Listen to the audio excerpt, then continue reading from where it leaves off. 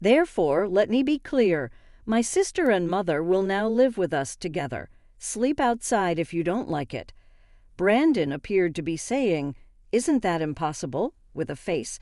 His chuckle was nasty and unpleasant. It was commonplace for me to hear such derogatory remarks every day because I was only Brandon's handy wife. But I couldn't stand this any longer.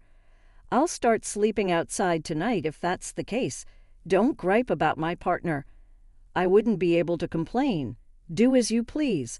When I said that, Brandon snorted and laughed. But when he saw the garden the following morning, he became alarmed and felt bad about what he had said. Noel Harris is my name. As a professional freelance illustrator, I am 42 years old. As I become older, I acquire more expertise and am able to work effectively from home and earn a respectable salary. My husband, Brandon, and I appreciate the independence of our own private lives together, and we live comfortably in an urban region. At first, I would have loved to have kids, but Brandon obviously didn't want kids and would have preferred a life without them. However, my mother-in-law, Martha, who was insensitive to our way of life, would frequently sarcastically remark that a daughter-in-law who does not have children is worthless. You couldn't have complained in the past, even if you were divorced. Our visits to my in-laws were never pleasant, and we were constantly tortured by her acerbic tongue. "Drawing illustrations at home is like child's play, isn't it?" said my sister-in-law Rita, who also has a challenging attitude. "Although you don't make much, I'm envious that you get compensated for your doodling. You're only depending on my brother, after all. We have different educational backgrounds, therefore I wouldn't understand. In actuality, Rita was unaware that I make at least as much as Brandon, particularly at peak times when I outperform him." With the words, "Noel is a precious daughter from another family. Brandon was always there for me.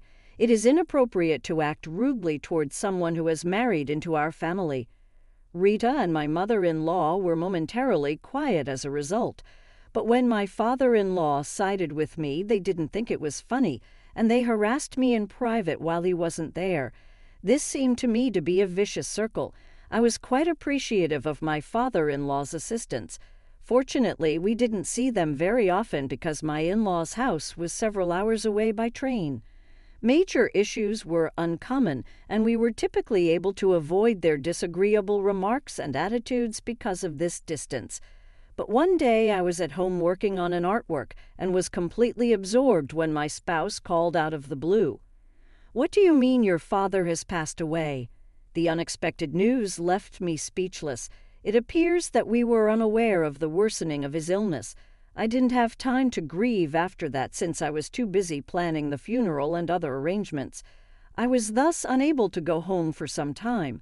I was busy because, without attempting to assist, Martha and Rita threw all the problematic issues on me. I never thought that when someone passes away, so much effort would be required. I soon lost strength while going through these situations. I believed I could finally settle down and face my loss after returning home a few days after successfully sending my father-in-law on his last voyage. But then an unexpected request was made. The only people left in that house are my sister and mother. Brandon abruptly stated, "Let's move back home. I'm worried about them." Startled, I said, "What? What happened suddenly? How is your job doing?" Brandon said with pride, "Don't worry. I've already landed a job back home at a friend's business. Everything is set up. It doesn't matter where we reside since you can work from anywhere, right? Don't worry, there isn't an issue at all." I was upset with Brandon's choice since I knew he had planned everything without my input. He had already begun getting ready to move and was not paying attention to my protests, and I, reluctantly, started packing. When Brandon first insisted on staying with his parents, I firmly told him no, saying instead, "Then I will stay here." After some time, we made the decision to move into an apartment a short distance from his parents' home.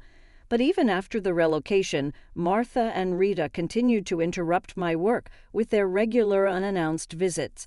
Their unexpected visits caused numerous disruptions and annoyances, which made it hard for me to focus on my work. Since they are not working at the moment, it seems they have a lot of free time on their hands. I have repeatedly asked them indirectly to refrain from visiting so often, but it seems my requests were not fully understood, as they came over almost every day and spent their time as they pleased. A few days later, we moved to the new house. However, upon arrival, we were greeted by Martha and Rita, who were already there settling down. "What on earth is this?"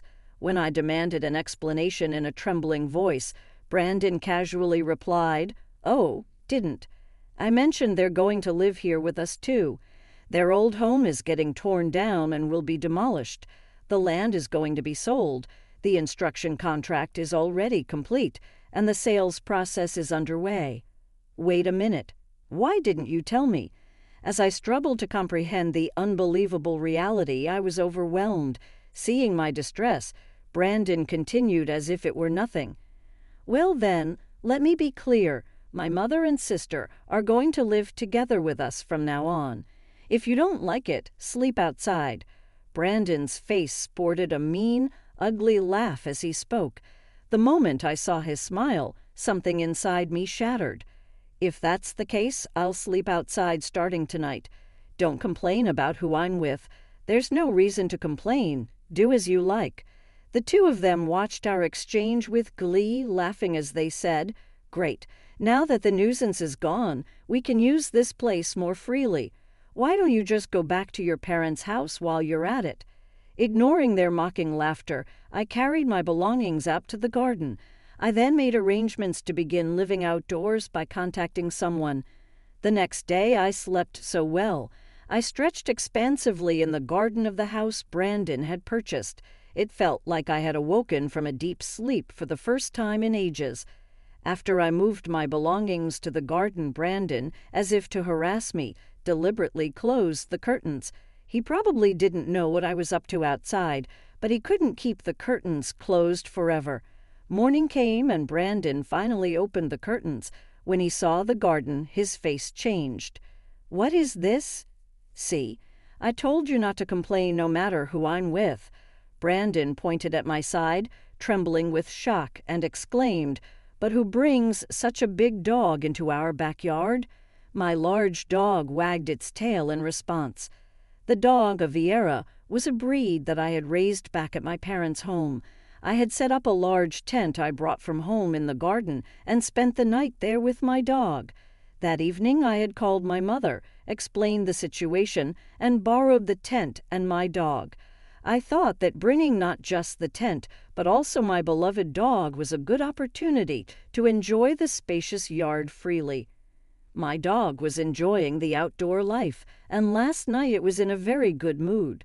I also had a fun night for the first time in a long while, and woke up feeling refreshed in the morning.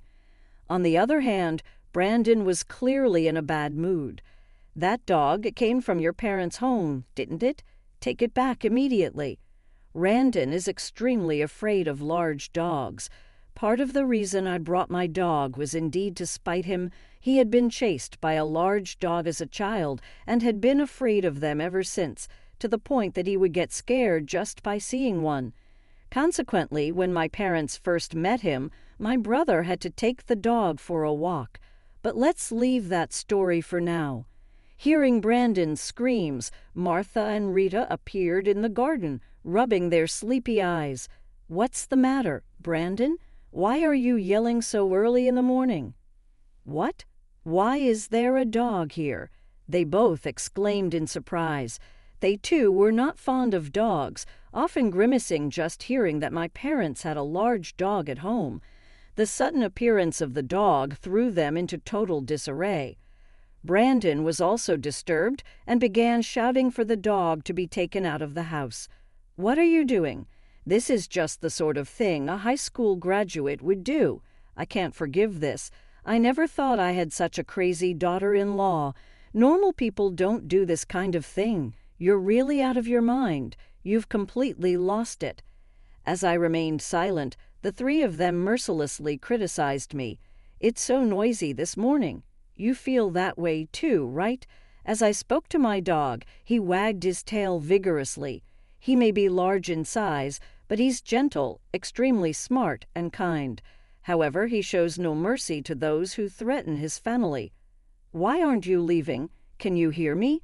As Brandon's sharp words rang out, my dog growled protectively by my side. Hearing this, Brandon yelled pitifully. At that moment, there was a whistling sound from the large tent I had been staying in. What's all this noise first thing in the morning? Good morning, Dad. Emerging from the tent was my father.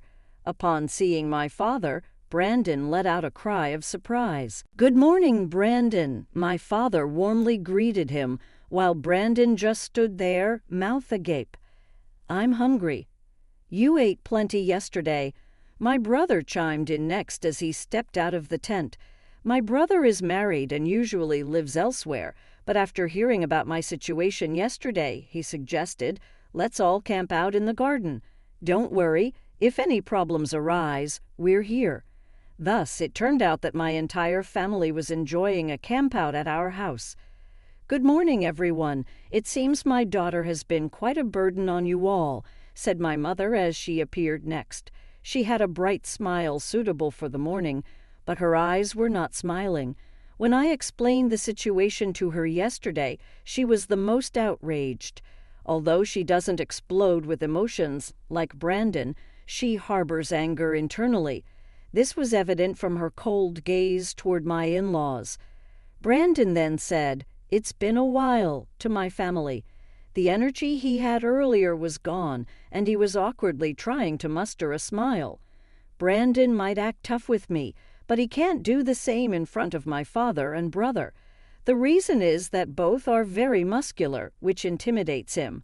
My father is a former self-defense force officer, robust and muscular. Even after retirement, he doesn't skip his daily training, and he even placed in a triathlon last year. Moreover, my brother is an active police officer dedicated to protecting the town and following in our father's footsteps with his training regimen. While my brother's family might be exasperated by his training for me, he is a reassuring presence. Even the dogs they take for walks are muscular and formidable. Given their long-standing dedication to physical training, it's no surprise that our dog has grown accustomed to participating in their rigorous exercise routines. Now, while I have many things to say, first I'd like to thank you for allowing us to use your garden. We got to spend a wonderful time as a family, my mother said politely. Martha said, "You're welcome," in response, seemingly out of reflex. Despite the muscular men in the house, it's actually my mother who holds the highest rank in our family hierarchy. Our dog also trusts her the most and sees her as his leader. Even now, he sits composedly next to my mother. My brother and father often say that no matter how much they train, they can't match up to our mother. While she may not possess physical strength, she knows how to exert her influence when necessary. Once, when I was a child in elementary school and a classmate was malicious toward me, my mother spoke directly to the teacher and had the other child's parent call the school. There's no need for extra words. I want to know why you did such a thing to my daughter. Please speak freely, she said. Although always smiling, the pressure she exerted was immense, and it eventually led to the other child and their parents breaking down in tears. At that moment, I made a mental note never to anger my mother. Had I discussed the situation with my family earlier, my parents and brother would have supported me. However, I wanted to avoid worrying them. I wanted them to think I was living a happy married life. That's why even when Martha and Rita treated me harshly, or when Brandon unilaterally decided to relocate, I said nothing. When I contacted my mother yesterday while she was angry, she was also very worried. You've always been so patient, but I can't bear to see you endure and struggle. You are very precious to me, she said. Although I am now an adult and independent, her words nearly brought me to tears, and I deeply regretted not consulting her sooner. Now my mother faces my in-laws with the same stern expression she had when confronting the parents of my childhood classmate. This is the first time my mother and my in-laws have spoken like this since the initial meetings and the wedding. They've had little contact since then, so my in-laws likely never expected her to be such a formidable figure. I've heard you insult my daughter multiple times from inside this tent, calling her education inferior because she only graduated from high school, saying her thinking is abnormal, among other things. Now, could you please explain why you directed such unpleasant words at my daughter? The tone she had was polite but assertive, leaving no room for rebuttal, and it was clear it came with a lot of pressure. Each time my mother speaks, you can feel the atmosphere cool down, and her eyes are certainly not smiling. When I looked at my father and brother, they were pale, even though they were not being scolded. Our pet dog was also afraid of my mother's gaze. The in-laws facing my mother all had pale faces. Brandon tried to excuse himself. It was just a minor disagreement with Noel, but my mother counted it as a minor disagreement. Brandon became even more flayed by my mother's chilly response. Then he started to blame me. How cowardly of you to call your family over. However, I was not shaken by his attack. When I responded, "You are with your family too. Is there a problem with that?" Brandon was at a loss for words. He tried to demean me, but was clearly at a disadvantage. After pondering for a while, suddenly his face lit up as if he had a brilliant idea. Then, with a voice full of conviction, he declared, "That's it. We're getting a divorce. To think you do as you please at home." His voice sounded triumphant. Was this his last resort? Did he think that by mentioning divorce I would be shocked and apologize? I felt nothing when Brandon mentioned divorce. My love for him had vanished long ago. With a mix of disdain and calm, I made a significant accusation. "I don't mind the divorce, but you will be paying a substantial property division for your infidelity." "What did you think?" "I didn't know. This is a small town, and an affair with someone from your own company would be conspicuous indeed." Brandon had been having an affair with a woman in her 30s who worked at the company run by his college classmate. Since the woman was also married, exposure of the affair was bound to cause a scandal. I had been suspicious of his late returns, but the discovery of a woman's handkerchief and a hotel receipt in his clothes confirmed the affair. There were no detective agencies in this rural area, so I conducted the investigation myself and found a plethora of evidence of his infidelity. The evidence was so abundantly clear it made me wonder how he could have been so careless. If I submitted these to court, there's no doubt I'd win a claim for property division. "If that's the case, I'll introduce you to a lawyer friend of mine." "Really? That would be helpful." "Thank you, Dad." Brandon was shocked that his affair had been exposed, his face turning pale, yet he was not ready to give up and tried to retort with a trembling voice. "No, this is your fault. You're always at work, ignoring me." To this my brother immediately responded, "My wife works full-time too, but that doesn't justify an affair, does it? How self-centered can you be?" My brother looked at Brandon with a look of disbelief. As a fellow married man, he couldn't comprehend Brandon's logic. Exactly as my son said, "Your incompetence is why my daughter has to work so hard. If you had been a more trustworthy husband, it wouldn't have come to this," my father quickly added, criticizing Brandon. Brandon seemed lost for words due to their pointed retorts. Martha and Rita, however, supported Brandon's actions. "It's clear that the problem lies with your daughter. We will hire a lawyer and seek property division as well." Yet, even though she says she works hard, her job isn't all that significant. To this, my mother quickly responded, "It's your right to hire a lawyer, but do you really think it's acceptable for the person who committed adultery to demand property division? I pity any lawyer who takes on such a case. Could it be that you're lacking common sense?" Martha staggered back awkwardly at my mother's sharp retort. "Furthermore, Rita, do you even know how successful my daughter is? If you search her name, you'll see the companies she's involved with. And what about that hearty attitude of yours? You don't even work, yet at your age, you're still dependent on your brother and his wife. Aren't you ashamed?" Rita's face turned red upon hearing these words. Brandon then exclaimed, looking at us while trying to contain his anger at his family being openly criticized by my mother, "Why would you say such things to my family?" My mother had only stated facts, but Brandon evidently did not appreciate them. Seeing this, I began to speak with a deep sigh. "I really can't believe I married such a person. It makes me question my own judgment." "What did you say? Have you forgotten what you've done to me? You really think only of yourself. And those two? They say worse things to me than my own family ever did. Calling me the bottom rung because I only graduated high school, a useless wife because we don't have children. Since moving here, I've been nothing more than a convenient errand runner. Don't you think that's far more unreasonable compared to my family?" I unleashed all the grievances I had held back until now. Until now, I had endured it without worrying my family, but there was no longer any reason to hold back. "Let's break up. I'm sick of being used by you." "Wait, Noel, let's talk this through." "Carly, there's nothing left to talk about. I want to sever ties with you as soon as possible. What could possibly change that? I can't forgive what you've done. Be prepared for the appropriate consequences," I declared. Brandon collapsed to the floor, exhausted. Martha and Rita looked on disappointedly, their shoulders slumping.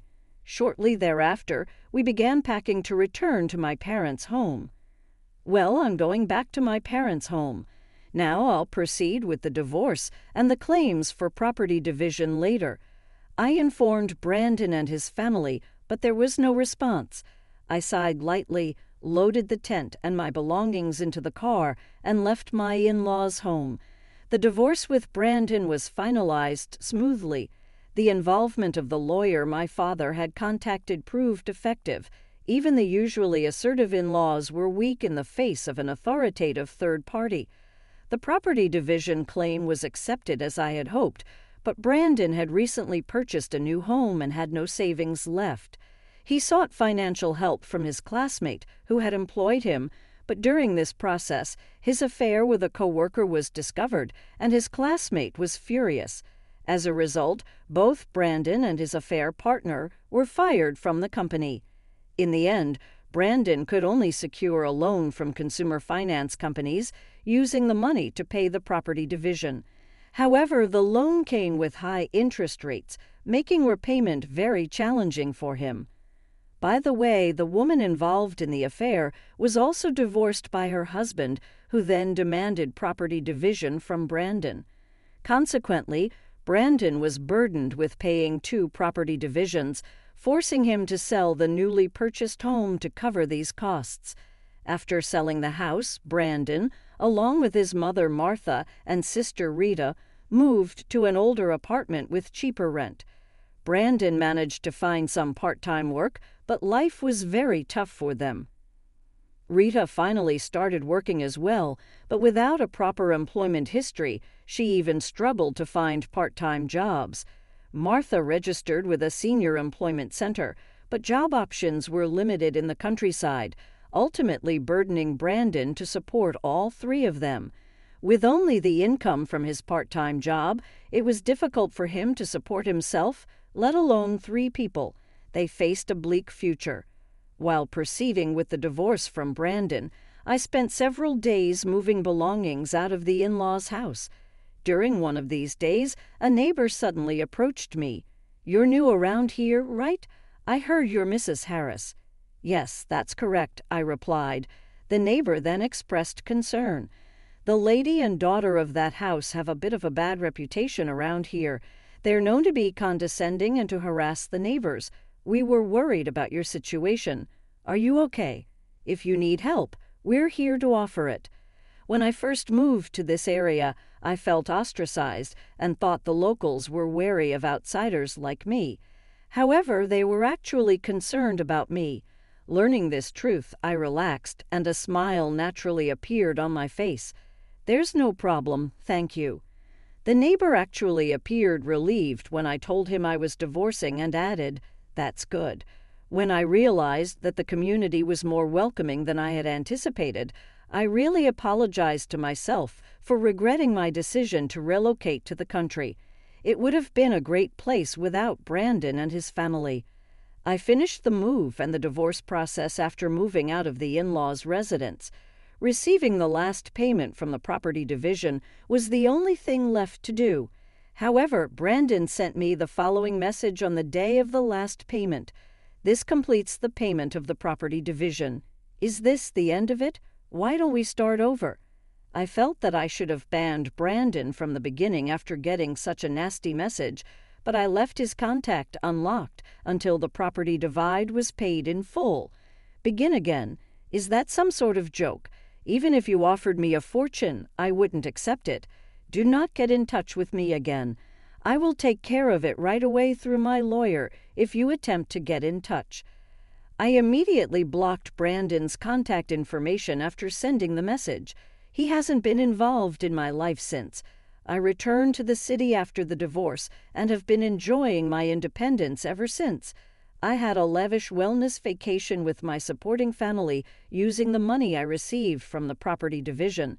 Spending time with my brother's family and my parents was a delightful and memorable experience. I now have more room in my life since I'm not spending as much time or energy supporting Brandon's family. There was no longer a need to overwork, even though it's excellent to commit myself to my work. I also feel more financially at peace now that I'm not obligated to provide for my in-laws.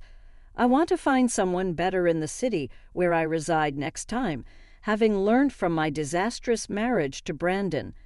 Events for singles in their 40s are prevalent, and it's not unusual to be single in my age bracket. I intend to attempt going to one of these parties soon, but it requires some bravery.